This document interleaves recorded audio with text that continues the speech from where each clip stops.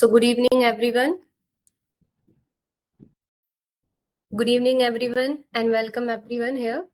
So this side Dr. Bharti from BJ and RadarOpus software team. So today we are gathered here to take webinar on management of acute and chronic fevers. So Dr. Neha is here with us. So let me give a brief introduction of Dr. Neha. Dr. Neha Kakkar, she is a BHMS, PGDB, and she is a homeopathic consultant and a psychological counselor based in Meerut, UP. And she is also a member of Meerut Homeopathic Medical Association, Red Crossing Society in Meerut. And she is a moderator and presenter at IFPH, that is International Forum for Promoting Homeopathy. And she's author of different topics on homeopathy and case reports in Hahnemanian Homoeopathic Sandesh and Homeopathic Heritage, etc. So today we are here to take a webinar on management of acute and chronic disease. So Dr. Neha is here. She will tell us many cases. She will share her experience on managing the cases of fever. Now I'm handing over to you. You can continue the webinar now. Okay, I can share my screen now, right? Sure. Yes. So I'll like to give my small intro myself. Also, myself, Dr. Neha Kakkar, and I've been practicing homeopathy since the past around 17 to 18 years. And previously, I also did a webinar with the BJ group. It was a pleasure of mine, and again, I'm invited to deliver a lecture today on topic, as Dr. Bharti said, that how to manage the acute and chronic fevers through homeopathy. So the topic for today's webinar is homeopathic management of acute and chronic fevers. So fever in itself is quite an easy topic, but also a very difficult topic at the same time. I mean, if you look at a typical case of any fever, whether an acute fever or even a chronic fever or any kind of fever, we'll say it's just a fever, right? Pathologically speaking, physiologically speaking, fever in itself is not itself a disease. It is a symptom. It is a manifestation of a group of symptoms that come on when we are attacked with certain pathogens or certain environmental factors. We develop a fever and symptoms associated with it. So in itself, fever is not a very big disease. It is a collection of symptoms, and it is not also treatment wise speaking. If we look at that, it is not so difficult to treat. But sometimes in homeopathic practice, when we come across different kind of fevers, especially acute ones, when we have acute fevers, very high fevers coming up with us, or certain cases of chronic fevers that are not responding to allopathic treatment, there homeopathy can be a great help, and there the work of homeopath becomes very important. And also in certain acute fevers, there where we have to acutely observe the patient, there homeopathy can play a great role. And there we see that how our observation power, how our knowledge as a homeopath comes as a help, as an aid to us to treat certain kind of fevers which are very, sometimes get stuck up or are difficult to treat. As I told you, fevers are not very difficult to treat, but sometimes in some cases of acute and in chronic fevers, we have to use our knowledge, we have to use our observation power as a homeopath. We have to think out of the box to treat that fever.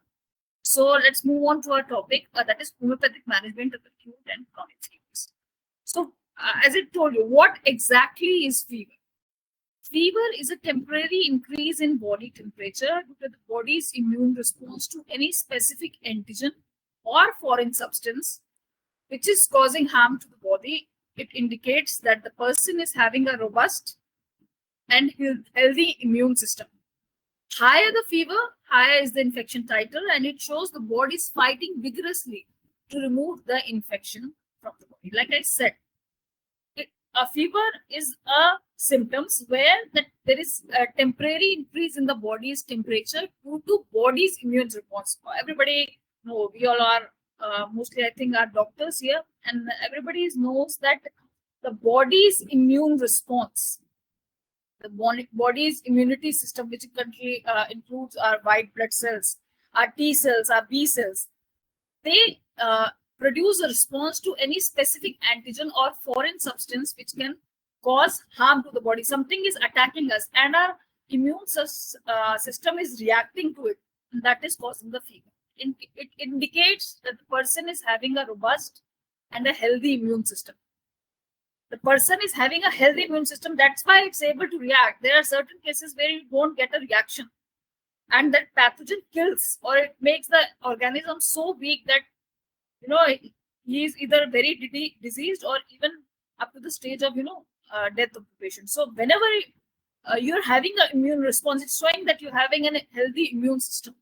You're having a healthy T cell, B cell system that is attacking the pathogen or the foreign body substance. So higher the fever, higher is the infection.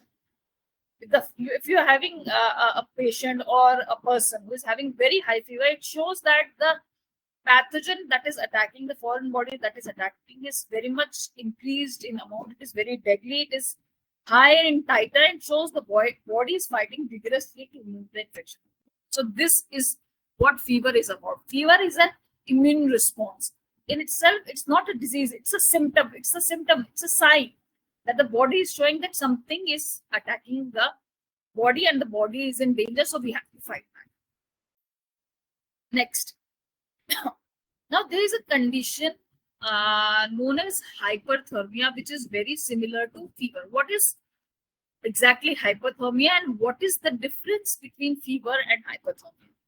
Hyperthermia is also rise in temperature of the body, but the rise in temperature body's inability to thermoregulate.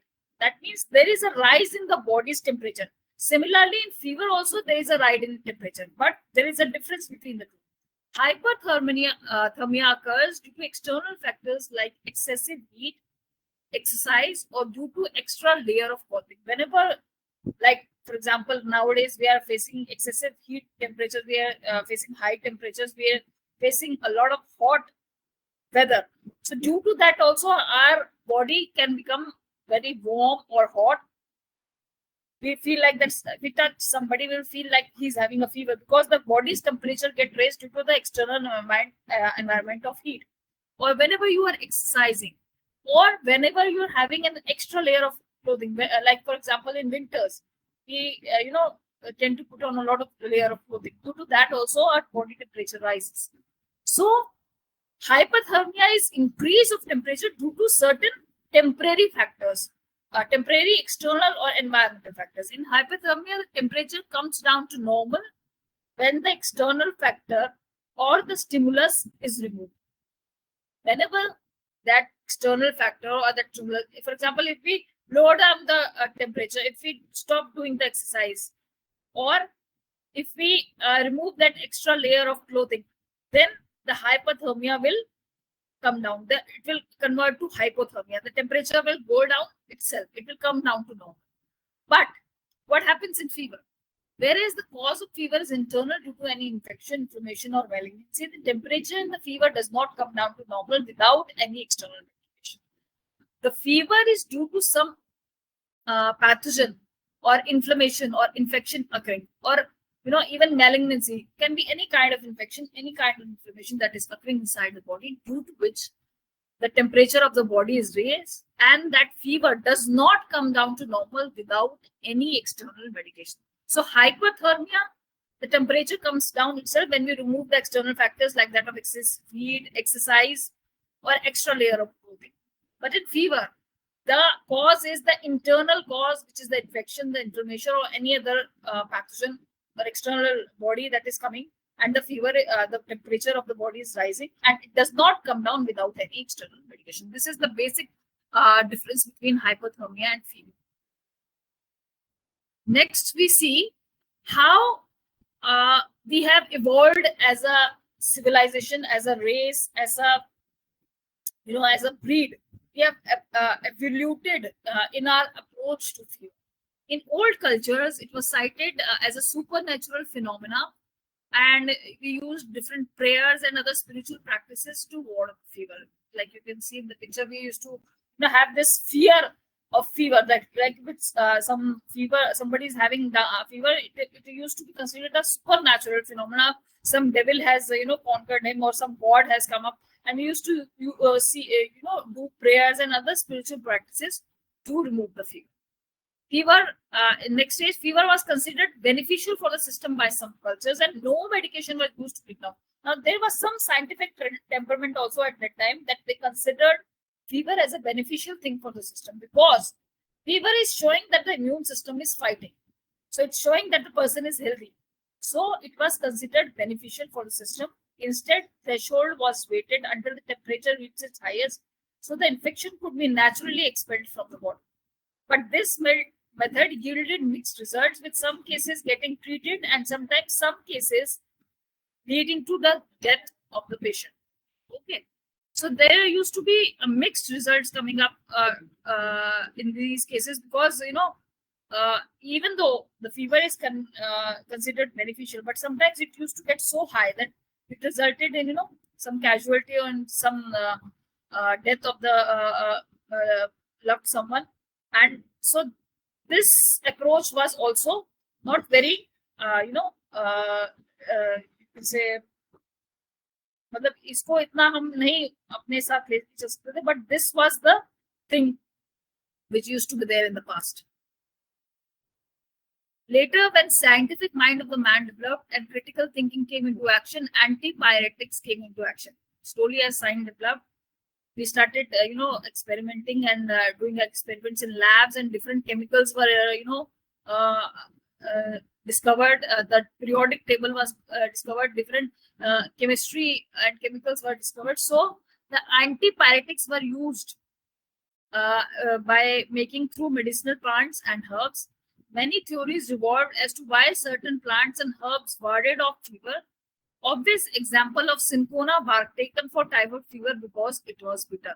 So this was the example which is given the organ of the medicine by Dr. Hahnemann.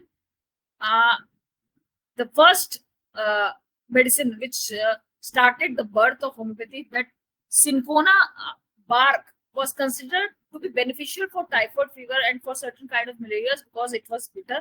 So these all herbs were taken at that time, and many other herbs were also considered beneficial for body fever.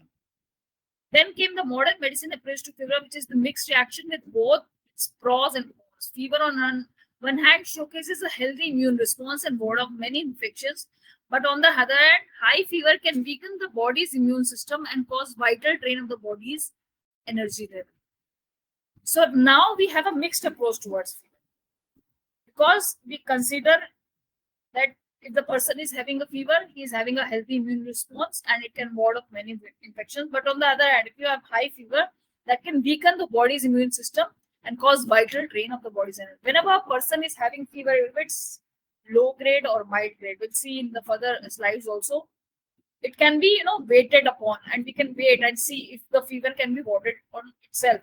But if the fever is very high, then obviously we need external help, we need a medicine. So this is the evolution of fever from being considered as a supernatural thing to something caused by the gods, then coming up of use of antibiotic used by making up of from medicinal plants and herbs, then the modern response which we are seeing, and that modern response has also evolved in the course of time. We used to rely more on allopathy. Now we are using other methods like homeopathy and other natural things also to ward off the fever from the body's patient's bodies. Next, we see how fevers can be classified based on different criteria. Fevers can be classified based on different criteria, like based on the mode of onset, how the fever is starting, based on the pattern and relapse of fever, how the fever is coming back. If it's coming back again, once you have given the medicine, it goes off, the symptoms goes off, but again it is coming back. So based on that pattern or relapse of a fever, we can classify the fever. Then we have based on the temperature range, how the range of the temperature is going from 33.7 degree Fahrenheit to how higher it is going. Then based on origin of fever. So we can classify fevers based on these 4 types, based on mode of onset, pattern, relapse of fever, based on temperature range, based on origin of fevers. I hope I am audible and clear. Yes, doctor, you are audible and clear. Okay. So classification of fevers depending upon the mode of onset. Dr. Bharti, this session is till 7, right? We have 2 hours. Doctor, what you were saying? I'm saying the duration of the webinar is for 2 hours, right? No, that is for 1 hour, 5 to 6. 5 to 6, okay. Yes. Okay, so I'll go a little faster now. Yeah. Okay. Yeah, classification of fevers depending on the mode of onset, that is acute, that is sudden rise in body temperature for a short-term period. Then we have subacute fevers, which last longer than an acute fever. Acute fever is whenever there is a short-term amount, like for a fever spike comes that stays only for 1 day or few hours, even, for 2 hours or 3 hours. Because if the fever is high, mostly the high-grade fevers are in acute form. They come only for short period, but they are very deadly. Then we have subacute stage which lasts longer than an acute fever. It can last more than 1 day or 1.5 days. Then we have recurrent fevers occurring at a regular interval or follows a specific pattern. Like I said, it can follow a specific pattern. It comes down, then it comes again. That is recurrent fever. Then we have chronic fever. Lasts for more than 3 weeks. Whenever the fever is lasting for more than 2.5 or 3 weeks, then it comes into the chronic state. And we have a large categories of fevers in this also. Then classification of fevers depending upon the pattern and relapse of fever. How the fever is coming back. Based on that, we have different types of fever. We have intermittent fever, periods of normal body temperature alternate with episodes of fever. There is an episode of fever. The patient is having fever like up to 100 degree Fahrenheit or 101 degree Fahrenheit or 102 degree Fahrenheit. Then it comes down and again the body temperatures become normal, and again there is an episode of fever which is similar to its intensity. That is called as intermittent fever. Then we have remittent fever. Body temperature remains high and then becomes low but does not touch the normal grade. Not touch the normal pattern of 98.6 degree Fahrenheit. Does not touch that level. It remains like 99 or 100. Then it goes up to 101, can go up to 102. Then again it's come down, remains at 99. So that category comes into remittent fever. Then we have continuous fevers where the body temperature remains above normal without variation for more than 1 degree Celsius in 24 hours. It remains constant. 101 degree constant. You give a medicine, it can come down, but again it is 101 degree. So that is a continuous form of fever. Then we have hectic. Hectic form is associated with wide swings in temperature chills. This hectic form is synonymous with typhoid fevers.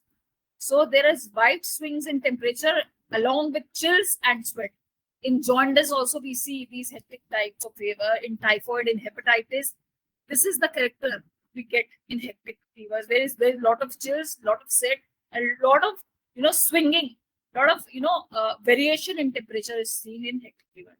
Then we have relapsing fever. Fever continues for several days followed by a short period of normalcy and then comes back again. Here relapsing fever is similar to intermittent fever. You can say we can make them both or keep them in equal category.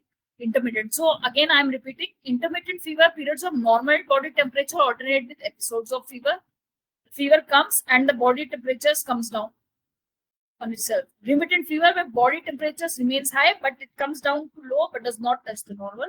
Continuous body temperature remains above normal without variation for more than 1 degree Celsius in 24 hours. And we have hectic fevers where there is wide swings in temperature with chills and sweat, and relapsing fever which continues for several days followed by short period of normalcy and then comes back again. Then based on the temperature range, everyone can make out from the topic itself. Low grade is 100 degree Fahrenheit to 102.2 degree Fahrenheit. Moderate is 102 to 104 degree. High grade is 104 to 106 degrees Fahrenheit, and hyperpyrexia more than 106 degree when It's a medical emergency. Hyperpyrexia is a medical emergency, you can say that. So these are the classification based on the temperature range. Classification based on origin of fevers, how the fever is being originated, how it is coming into the system, into the body. We have infectious fevers. Infectious fevers are those which are caused by bacterial infections such as tuberculosis, typhoid fever, endocarditis, etc. Then any fever which is coming on due to some kind of infection, whether viral or bacterial or fungal or any kind of even you can say malignancy, that is also an infectious fever. Whenever there is an infection coming up due to certain pathogen, that is an infection fever. So these are some of the examples. We have malaria also, we have hepatitis also, we have tuberculosis, as I mentioned here, typhoid here, endocarditis, meningitis, UTIs, different type of UTIs also come into this category. I've just mentioned these few. So they have a long list of pathogenic fevers. Inflammatory fevers caused by inflammatory disorders such as rheumatoid arthritis, lupus or giant cell arthritis. Whenever there is a certain inflammation, whenever there is a fight going on by the immune system due to certain organism, or certain autoimmune diseases also have these kind of fever. Whenever there is an inflammation, there is a inflammatory reaction which is going on inside the body. So those are called as inflammatory fevers. Like in rheumatoid arthritis, we have fever. We have in lupus and any kind of arthritis. This is a kind of inflammatory fevers. Then we have drug-induced fevers caused by certain medications, such as certain antibiotics, sulfa medications, and antipsychotics. Certain drugs, induce fevers in the body due to their heat, because they produce a lot of, make a metabolic load on the body. Because all the medicines are being, getting metabolized by liver or kidney, and whenever there is a, high dose of any, some of the drugs of allopathic medication which are not metabolized by the body, so they can also produce a fever. So this is a broad classification based on how the fevers are originated. So we saw all these classification depending on the mode of onset, then on the pattern and relapse of fever, on temperature range, and based on origin of fevers.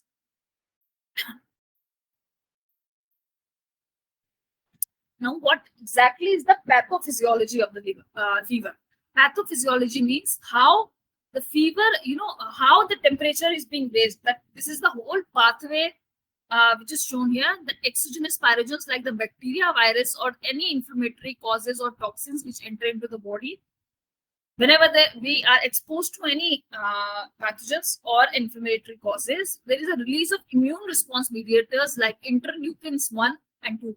Now, interleukins 1 and 2 are produced by the WBCs, formation of endogenous pyrogens known as pyrogenic cytokines from white blood cells. As I told you, from WBCs, these kind of chemicals are released into the blood, and from the blood, these cytokines travel to the hypothalamus, this part of the brain which regulates the body temperature. Whenever there are pathogen coming up, the WBC releases interleukins. Then these interleukins aid the formation of endogenous pyrogens, that is the body raising temperature chemicals, which are called as cytokines. Cytokines travel to the hypothalamus. They are part of brain which regulates body temperature. It aids the production of prostaglandin E2, which increases the level of 𝐀𝐜, a neurotransmitter. So this cytokines travel to hypothalamus, and hypothalamus is the body temperature regulator part of the brain. Here, this chemical known as prostaglandin E2 increases a level of neurotransmitter which raises the body temperature and causes the fever. So this is the cycle from pathogen to WBC, WBC to interleukins, interleukins to cytokines release, then cytokines to hypothalamus, and hypothalamus increases prostaglandin E2, which increases the level of 𝐀𝐜, a neurotransmitter which raises the body's normal temperature during a fever. So this is the whole pathophysiology. This is the pathway where the fever is being produced. This is the chemical pathway. So someday we can also see how homeopathic medicine are increasing the WBC levels here, and causing the release of cytokines, and they're pushing these cytokines, even like, for example, WBC are producing cytokines and producing a fever. Similarly, we can, I hope someday comes that where in research we can show that homeopathic medicine is, stopping this interleukins and increasing the immunity and decreasing the temperature. So this is the thing of the future, but I hope we can sometime do this thing in the future also. Then we have homeopathic management of fevers. How can homeopathy manage fevers? We have an n number of medicines with us.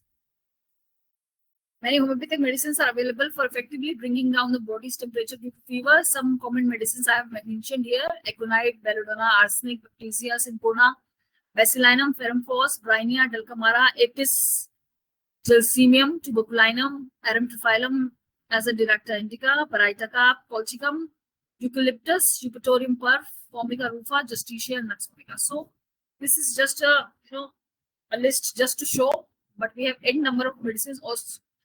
Like we will see in the cases, we have many constitutional medicines, especially in chronic fevers, where we can use the constitutional treatment and bring down the level of fevers quite easily. Where the allopaths, sometimes fail and say that, oh, I don't know what to do in this case anymore. We just give them multivitamins, or just keep them and just say, just take the antipyretic whenever you're having fever. We can use our constitutional medicines to keep the chronic fevers. But this is just a list I just wanted to show up with. So moving on to the cases. First case is that of an acute fever. Now this case was very special to me because this case was just coming down to me when everything failed, and this case, when it showed up with good result, was very an ecstatic moment for me, because sometimes there are events in our life when we see how homeopathy is working, and so quickly it is working, and how magically it works, how miraculously homeopathy works in acute cases also. So there was a neighbor having an 8-year-old male child. He was suffering from high grade fever, 100 degree Fahrenheit to 102 Fahrenheit since 2 days, along with severe cold and cough, and was taking antibiotics and antipyretics. He was already taking antibiotics and antipyretics. The main presenting complaint was, at the third day of fever at 2 p.m. at night, the child complained of high grade fever along with complaint of repeated vomiting and fever not coming down with antibiotics also. He had taken the medicines previous night and he had gone to sleep, but at night he developed a high grade fever of 102 degrees Celsius and he started vomiting also. The child was having vomiting of mucus along with undigested food material. Even water intake was disagreeable. पानी पीना भी उसके लिए मुश्किल हो रहा था, पानी भी नहीं उससे पिया जा रहा था, and was vomited by the patient. The fever was not coming down even after 2 hours of taking antibiotics. 2 घंटे के बाद भी उसका बुखार नहीं उतरा था. दवाई लेने के बाद he had taken paracetamol. Due to repeated vomiting, the child was having excessive drowsiness but was tossing and turning his head. He started having drowsiness because of excessive vomiting. Cheeks were also reddish in hue. At 2 p.m. night, the parents consulted me for the boy as there was growing anxiousness due to child condition of drowsiness. The parents were becoming very anxious because the patient was very drowsy and they had nowhere to go. They were already taking allopathic medicine, but the fever was not coming down, and there was repeated vomiting also. He was even vomiting the medicine. So they were very anxious where to take the child at night. So they, rang my bell and they woke me up and said कि आप ही please कुछ इसको medicine अगर दे सकते हैं, रात को हम रात कैसे गुजारेंगे, हम सुबह ही हॉस्पिटल जा सकते हैं. तो so here what observational power of a homeopath comes into action. After careful observing the boy and seeing the high grade fever with mental restlessness and physical exhaustion and inability to even digest water, only one medicine came into my mind, that is arsenic album. I took 10 drops of arsenic album, 200, and dissolved in half cup of water and gave it 1 spoon of the dissolved solution every 10 minutes, finishing it within half an hour. Only one dose of 10 drops dissolved in half cup of water. I divided that dose into every 10 minutes. 1 spoon. That I had half cup, a bowl in my hand, and I sat beside the child, and 1 spoon dissolved solution every 10 minutes, finishing within half an hour. After 1 hour of the medicine intake, the boy's temperature returned to normal and the vomiting stopped. literally the boy started sweating down. Fever came down and the vomiting also stopped. Then the boy slept well for 8 hours, and the next cycle of fever was also less intensity. मतलब उनको hospital ले जाना ही नहीं पड़ा. They did not take the boy to the hospital next day because the fever was okay and the vomiting also stopped. So this was the magic of homeopathy. Thus, we see that in acute fevers, the observation skills of the doctor are very important. Now, homeopathic medicine, when based on the right similum, medicines can produce marvelous results. So we have to observe and see how the patient is behaving. What are the what is the mental condition? What is the physical condition? Based on that, and especially fevers, we should also notice the thirst, the sweat. There was no sweat. He was, burning hot. The child was burning hot. He was reddish. Here, belladonna could have also been, but because of the restlessness, he was very restless. He was, tossing and turning in his drowsiness, and physically he was, very weak. So this is a classical arsenic picture coming up. So I prescribed arsenic on that, and arsenic produced those marvelous results.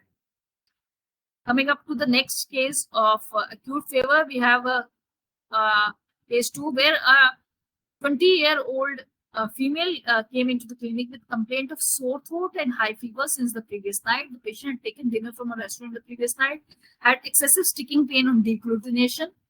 Fauces were bright red and the whole throat was congested. Fever ran up to 104 degrees Fahrenheit. She did not have any chills with fever. Thirst and appetite was normal. Otherwise, had a robust constitution with seldom getting fever. Okay, so she rarely used to get fever, but okay, kuch bahar se, she had taken something from outside. She developed this condition, sticking pain on deglutition. Patient. So as a rule, whenever a patient comes into my clinic who has eaten something from outside, I always give and have some throat complaints or any cough and cold complaints. Then I, as a routine, give them Basilinum 200, 3 doses first. And whenever there is an infection coming out from eating outside food and some stomach complaints come up, I give them nuts. So this is my basic route most of the time. Just to ward off the infection, I give Basilinum. Then we have high-grade fever along with congested red throat and pain while swallowing. So I decided to give her medicine in a way that her throat and fever gets healed without much hurt to her throat. Because whenever even you get homeopathic medicine, that gets, it hurts in the tongue and the throat. So I gave her Ferramphos 6x along with Belladonna 200. Ferramphos 10 tablets along with 5 drops of Belladonna dissolved in 1 cup water and to be gargled and then swallowed. Ferramphos was given along with that Belladonna 200. I added in that water and it was dissolved, and I gave her to gargle. Medicine was gargled and it was not spitted, it was taken inside. And it was given at half an hour intervals for 2 hours and to be repeated 2 times a day. Every, for 2 hours duration, she had to gargle every half an hour and be repeated 2 times a day. Next day, I called the patient next day. And she came with 80% relief in throat pain with almost no fever. So here also we see the magic of homeopathy. Only Ferramphos and Belladonna. Ferramphos acts as a very good medicine in cases of acute fevers, and I have seen very good results along with Ferramphos. And if the patient is having cough, dry cough, along with throat symptoms and fever symptoms, we can also add 𝐀𝐿𝐿 6x along with Ferramphos 6x and give the patient to gargle, and you can have very good results in cases of cough, fever, even in long and chronic fevers. This Ferramphos acts very well. So these are the 2 acute cases we saw here. Now coming up to the cases of chronic fevers. Previously we saw 2 cases of acute fevers. Now we'll see 2 more cases, that is of chronic fevers. So here was a 45-year-old female patient which came into my clinic in December 2022 with complaints of tiredness and general malaise along with low-grade fever coming up in the evening every day since the past 6 months. Fever usually hovered between 99 degree to 100 degree Fahrenheit. Patient was taking allopathic medication which included mostly multivitamins along with occasional intake of antipyretics to relieve body pain and general malaise. More concomitants included headache at commencement of fever. So this 45-year-old female patient came in December with complaints of, very vague symptoms of tiredness and general malaise with low-grade fever. Now these low-grade fevers are sometimes very, difficult to treat because you don't see any cause coming up in these cases of fevers. There was no, no pathology coming up. No, even the blood reports might be normal, but the patient is complaining. We have to see and we have to hear the patient, what he or she is saying. That is what matters to a homeopath most. No other test, no other, long list of investigations, no other thing can, pacify or bring relief until and unless a homeopath sees and listens to the patient, to the symptoms, sees the signs and what the patient is actually saying. So again, on taking up the case, I found a history of typhoid that was 10 years back. 10 years back, she had a history of typhoid. Right now, at the present stage, when she came to me, there was no typhoid, but she had a history of typhoid 10 years back. Family history of blood pressure, diabetes in mother and father, obstetric and gynecological history. 2 children born of normal delivery, periods are normal, had leukorrhea issue, which stained the underwear yellow and was quite offensive. Appetite was decreased, did not eat well as hunger was not optimum. Thirst at regular intervals for large quantity of water, urine was normal. Stool was normal, very offensive on feet and armpits. Perspiration was very offensive. Slept on abdomen. Dreams, there were no specific dreams. So these were the certain physical generals. And mental generals, brooding in nature, used to overthink over troubles and also about the fever condition, because this fever had been there for some time, quite some time now.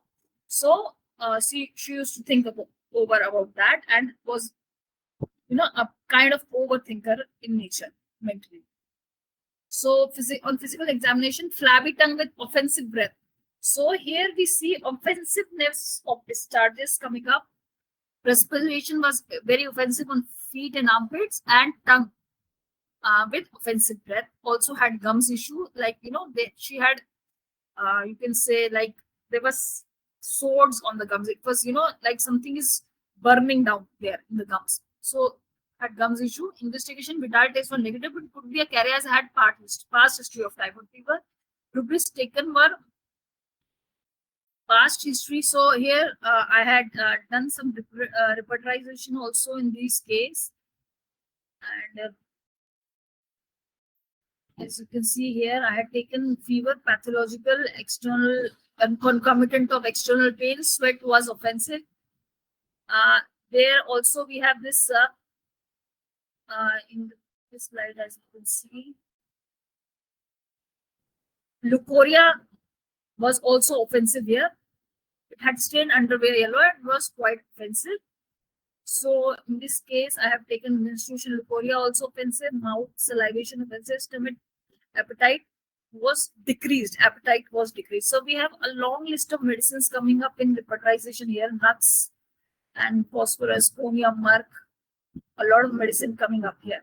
But my prescription was that of baptisia, because the discharges were offensive and there was gums issue. Baptisias have a lot of gums issue coming up, and and obviously because there was a past history of typhoid, so that was the medicine that came up to my mind mostly, because even after coming in repertorization, we have to use our skill as a homeopath and see which medicine is getting more indicated here. So I had repertorized the case, but I started the case with baptisia 30, and that was given for 1 month, followed by baptisia 200, which gradually improved all the symptoms. First symptom to go away was offensiveness of breath. The fever went away completely after 4 months of treatment. However, appetite was not improved, and weakness and malaise. Wait for that. China 200 was prescribed for 2 months, which completely cured the patient. So case was started with baptisia 30 and then moved up to baptisia 200, which relieved the symptoms. And because there was a lot of appetite decrease, that was the symptom that did not go away with baptisia. So I gave China, because China is also a kind of medicine which is given in whenever there is a history of typhoid. So here I used China also, and that completely cured the patient. Moving on to our last case, here, sorry.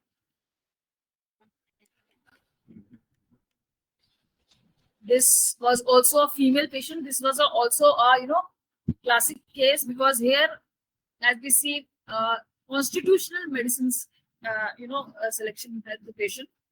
This was a 30-year-old female patient visiting me in March 2024 with complaints of polyarthralgia. She had pains in her finger joints, elbow joint, wrist joint, shoulders, and back. She also associated complaints of fever and sore throat coming every month or so. The complaint started 1 year back, and since then had been on painkillers and antipyretics. Because pains were very severe at night, or also on waking in morning. Severe pains in the joints, in the finger joints, elbow joint, wrist joint, polyarthralgia. And she was advised to avoid long work hours, but the family condition could not allow her to take adequate rest in spite of the pain. She had a lot of pain at night, and on waking up, a lot of stiffness in the finger joints, in the elbow joints, and everywhere she had. And she was advised to not to work because exertion used to aggravate her complaints. But still, she could not get rest because of the family condition. This came to be known later in the case.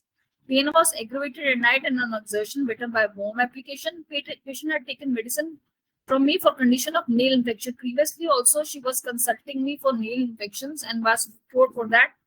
Other than there was no specific history. Mother had rheumatoid arthritis with polyarthralgia and was on steroids and painkillers. She was taking already steroids and painkiller. Her mother was taking a lot of steroids and painkillers for that. Her condition was also similar, but her RA was negative. We'll see later in the investigations. Appetite was normal. Thirst was decreased. Drank water very little at a time. Desire for fried food. Aversion nothing specific. Perspiration was scanty. Urine was normal. Stool, sometimes constipation. Sleep, could not sleep, sometimes due to excessive pain. Dreams was not specific. So these were the physical generals. So there was repeated thirst, but thirst, she used to drink very little water at a time, and sometimes constipation she had, and the perspiration was also scanty. Mentally, initially no mentals were found as the patient did not divulge any specific complaint. She was only concerned about her pain getting relieved. But later in case she opened up, she was the sister of two brothers. One of the brother was unmarried and other was married. Girl had to work a lot right from her childhood. Her mother was ill due to rheumatoid, so she was unable to express her feelings openly and felt very bottled up inside. So she had suppression of feelings there. She could not express herself. This I came to know very later up in the case. And also after her brother's marriage, her sister-in-law, that is her Bhabhi, was also not very keen to take any responsibility of the household chores. So she was the one who has always grinded and had to do a lot of work. So a history of suppressed emotions came up, and she had a lot of remorse and anger inside her to her life space. Her hands were blue many times on the plantar side. This blueness faded and came back sometimes again. Due to the pain, or I don't know why, they were used to, blueness of hands coming up again in the case. Rheumatoid was negative in this case. As her mother had rheumatoid, I advised her to do the rheumatoid test, but that was negative. Initially, the treatment was started with placebo only, and I advised her to take the painkillers and antibiotics for some time, and told the case was not clear. I advised her to take the painkillers because the pain was excessive and no picture remedy was coming up into the mind. But later, when the mental picture of the patient got clearer, the remedy that came out was that of staphylococcus. Main symptoms that took into consideration were pains aggravated at night, pains better by warmth, and ailments from suppressed emotion and relaxation. So these three symptoms were, taken into account. And as we know, staphylococcus is a very classic remedy for, suppressed emotions, especially suppressed anger, suppressed feelings, and vexation. And pains are better by warmth and aggravated at night. So I started with staphylococcus 200 given for 2 months, but no relief of symptom. Again, staphylococcus 1 mg was given, which brought her only 30% relief, only some relief. I advised her to take homeopathic medicine, and I told her, if you have excessive pain and the pain is unbearable, you can take a certain painkiller, but you continue with homeopathy. But 1 mg hit her, and she gave her 30% relief. Pain and fever symptoms, sore throat was also better in 2 months. Then staph 10 mg was prescribed, which brought about 70% relief from pain and fever. So here the mentals, you can see how the constitutionals of the patient treated a case of polyarthralgia with fever. There was no specific medicines given, but only on mental picture where she was, very much suppressed. She could not express herself, and that was getting settled into her joints. That suppression was the feelings were getting settled into the joints. So Staphylococcia relieved, they vented out her emotions, and she was relieved of her conditions. So here I can say that homeopathy can very effectively manage both acute and chronic fevers very effectively when based on the correct similarity. That is all I have to say. So thank you, Dr. Neha. Thank you so much, Dr. and Bharti, for inviting me here at BJN, and it's a pleasure आप लोगों के साथ webinar करना, और करती हूँ आगे भी हम इस तरह जुड़े रहेंगे। बिल्कुल बिल्कुल मैम, आगे भी हम जरूर वेबिनार आपके साथ करेंगे। ऐसी अच्छी केसेस हम अपने अटेंडीज को आपके थ्रू दिखाना चाहेंगे कि कैसे हम होम्योपैथी के थ्रू अपने केसेस सॉल्व कर सकते हैं with the confidence and the trust we can build in the homeopathy.